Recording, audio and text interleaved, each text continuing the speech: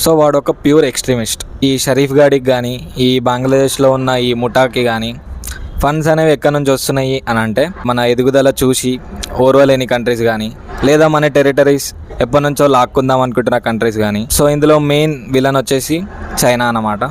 So already China మన దగ్గర నుంచి చాలా లాక్కుంది. బార్డర్స్లో చాలా చేంజెస్ జరగడానికి కారణం ఈ చైనా.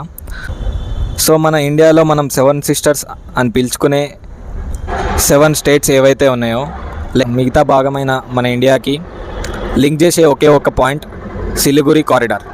సో దీన్నే అందరూ చికెన్ స్నెక్ అని కూడా పిలుస్తారు. సో ఈ సిలిగురి కారిడార్ అనేది 22 కిలోమీటర్ల విడ్త్తో మన ఇండియాలో ఉన్న ఇటువైపు భాగాన్ని అలాగే మన 7 సిస్టర్స్ అయిన ఆ 7 స్టేట్స్ని ఒకటిగా కలుపుతుంది.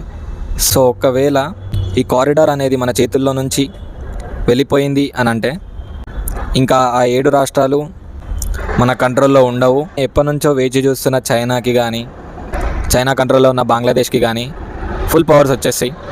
సో ఇలా రాకూడదు అంటే మనం ఈ సిలిగురి కారిడార్ని ప్రొటెక్ట్ చేసుకోవడం మన మొట్టమొదటి కర్తవ్యం.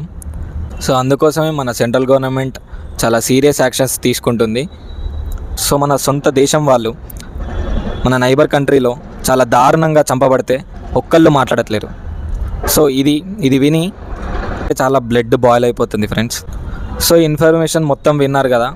సో దీనిపైన మీ ఒపీనియన్ ఏంటో కామెంట్ చేయండి.